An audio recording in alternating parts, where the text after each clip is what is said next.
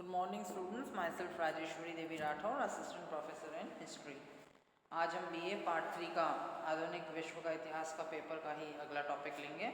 रूढ़िवादिता का युग, यूरोप में 1830 एवं 1848 की क्रांतियाँ। तो पहले हम लेंगे 1830 की यूरोप में क्रांति। पहले थोड़ा सा पृष्ठभूमि। 18 जून 1815 के वाटरलू युद्ध में नेपोलियन का सूर्य अस्त हो गया और 1815 में ही ऑस्ट्रिया के चांसलर मेटरनिख के नेतृत्व में यूरोप की स्थिति को व्यवस्थित करने के लिए वियना में एक सम्मेलन बुलाया गया जिसे वियना कांग्रेस कहते हैं। नेपोलियन के पराभव के पश्चात कोई भी राजनीतिज्ञ ऐसा नहीं था जो मेटरनिख की बराबरी कर सके, अतः वियना कांग्रेस में मेटरनिख का ही बोलबाला रहा। वह सोचता था कि स्वतंत्रता, समानता और भ्रातृत्व के सिद्धांतों से ऑस्ट्रिया प्रभावित हो सकता है, इसीलिए उसने इसका विरोध करते हुए पुरातन व्यवस्था को स्थापित करने पर ही बल दिया, जिससे पुनः यूरोप रूढ़िवादिता की गिरफ्त में आ गया। मेटरनिख क्रांतिकारी विचारों का घोर विरोधी था। फ्रांस की क्रांति के दो प्रमुख सिद्धांतों, राष्ट्रीयता एवं प्रजातंत्र को वह घातक बीमारी मानता था। उसका कहना था कि क्रांति के छूत यानी संक्रामक रोग को शीघ्र ही रोकना चाहिए, अन्यथा ये शीघ्र ही भीषण रूप धारण कर सकता है और समस्त यूरोप को ध्वस्त कर देगा। प्राय मेटरनिख कहा करता था कि क्रांति एक भयानक एवं विशालकाय दैत्य की भांति है जो समस्त यूरोप की सामाजिक और राजनीतिक व्यवस्था को निगल सकती है। इसीलिए उसकी नीति यह थी कि संपूर्ण यूरोप में क्रांति पूर्व की पुरातन व्यवस्था को स्थापित किया जाए। नेपोलियन के अवसान के पश्चात फ्रांस को पुनर्गठित करना चुनौतीपूर्ण कार्य था, क्योंकि पुनर्गठन के संबंध में प्रत्येक देश के अलग अलग विचार थे। ऑस्ट्रिया फ्रांस में बूर्बो वंश की पुनर्स्थापना के पक्ष में नहीं था।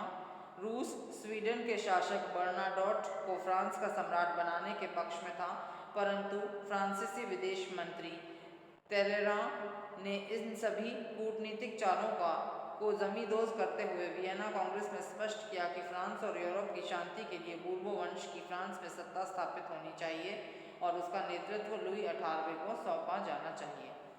अब हम लेंगे लुई 18वां 1814 से 1824 ईस्वी।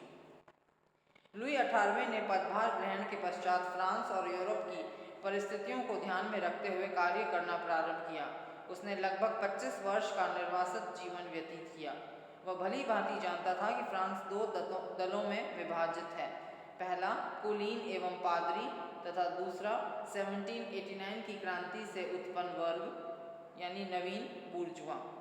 वह सोचता था कि इन दोनों दलों के मध्य समन्वय एवं सद्भाव से ही देश का नवनिर्माण संभव है, जो कि चुनौतीपूर्ण कार्य था। उसने 2 जून 1814 को पदभार ग्रहण करने के साथ ही संवैधानिक घोषणा जारी की, जिसमें कहा गया कि अपने पूर्ववर्ती राजाओं के आदर्शों का अनुपालन करते हुए हमारा यह दायित्व है कि हम ज्ञान की उत्तरोत्तर प्रगति के परिणामों, इस प्रगति द्वारा समाज में उत्पन्न हुए नवीन संबंधों, विगत अर्ध शताब्दी के जनमानस पर पड़ने वाले प्रभावों एवं इस दौरान हुए महत्वपूर्ण परिवर्तनों का स्वागत करें। हमने यह महसूस किया कि जन आकांक्षा एक आवश्यक तत्व है, इसीलिए हमने उनकी आवश्यकताओं को ध्यान में रखते हुए संविधान का निर्माण किया है। लुई 18वें ने यह स्पष्ट किया कि राज्य की विधियों को राजा ही पारित करेगा। व्यवस्थापिका प्रस्तावित विधियों पर सिर्फ इच्छा या अनिच्छा प्रकट कर सकती है, परंतु उनमें संशोधन नहीं कर सकेगी। संशोधन सिर्फ राजा ही कर सकता है। लुई 18वां शांतिपूर्वक अपने घोषणा पत्र के अनुसार शासन करना चाहता था, परंतु तत्कालीन राजनीतिक दलों, कट्टर राजसत्तावादी तथा उदार दलों के पारस्परिक संघर्ष ने उसके समक्ष अनेक कठिनाइयां उत्पन्न कर दी। अब लेंगे हम लुई 18वां और उसके मंत्रिमंडल। संवैधानिक घोषणा पत्र के अनुसार संपन्न फ्रांस के आम चुनावों में कट्टर राजसत्तावादियों को बहुमत मिला। उन्होंने राजा द्वारा घोषित सुधारों के विरुद्ध कानून पारित करने शुरू कर दिए। 1823 ईस्वी में स्पेन के सम्राट फर्डिनेंड सप्तम को उसने सैनिक सहायता दी, जिससे फर्डिनेंड की शक्ति पुनः स्थापित हो गई।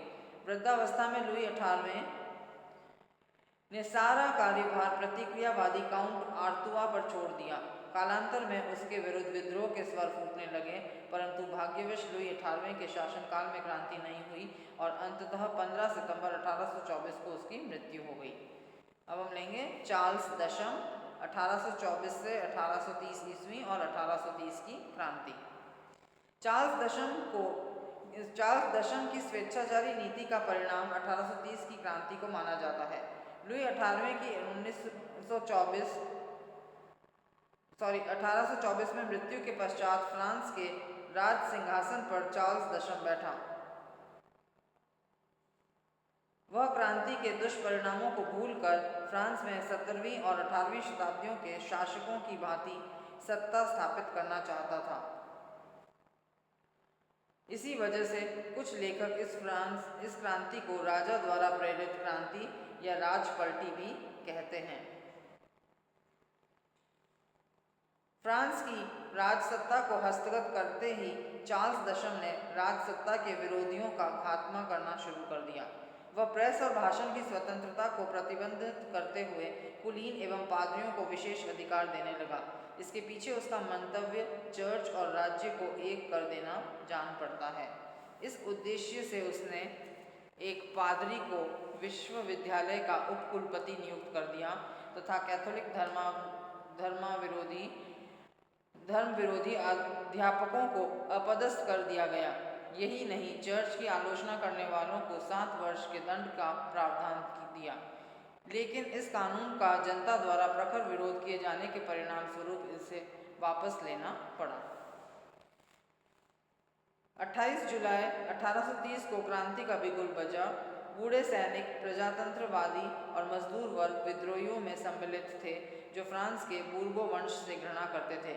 यह युद्ध 3 दिन तक चला। 26, 27, 28 जुलाई फ्रांस के इतिहास में ये 3 दिन गौरवशाली 3 दिन जुलाई क्रांति के नाम से भी जाने जाते हैं।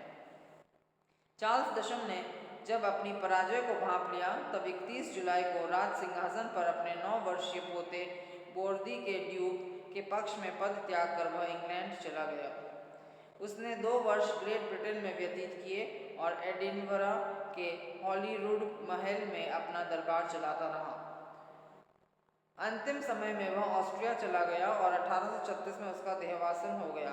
जुलाई 1830 की क्रांति ने एक बार फिर बूर्बो वंश के राजा को सिंहासन से पदच्युत कर दिया। इसके पश्चात महत्वपूर्ण प्रश्न ये था कि सत्ता को संभाले कौन। वैसे तो बूर्बो वंश के ही बोर्दी के ड्यूक का हक बनता था, परंतु जनता ने उसकी अपेक्षा कर दी। जुलाई क्रांति एक स्वप्न की भांति बिना तैयारी के संपन्न हो गई। इस क्रांति ने एक राजा को अपदस्थ किया और दूसरे को स्थापित कर दिया। अधिकार पत्र में परिवर्तन के साथ संसदीय शासन व्यवस्था को अपनाकर अभिजात तंत्र की पुनरावृत्ति पर लगाम लगा दी।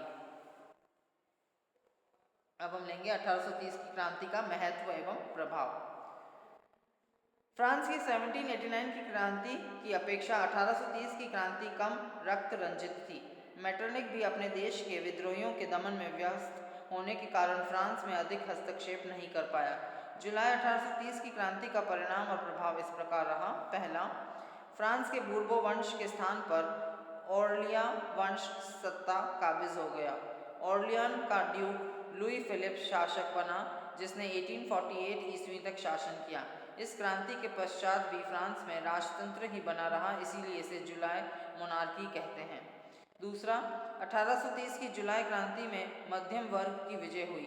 इस क्रांति ने कुलीन एवं पादरियों का शासन समाप्त करते हुए संवैधानिक घोषणा पत्र के दोषों को दूर किया। तीसरा, 1830 की क्रांति के परिणाम स्वरूप फ्रांस में देवीय शासन के स्थान पर जनतंत्रीय शासन स्थापित हुआ, अर्थात निरंकुश व्यवस्था के स्थान पर जनता की प्रभुसत्ता कायम हुई। चौथा, इस क्रांति का प्रभाव समस्त यूरोप पर पड़ा। Poland, Germany, Italy, Switzerland, England और नीदरलैंड आदि देशों में क्रांति ने लोकतांत्रिक आंदोलन को प्रोत्साहित किया।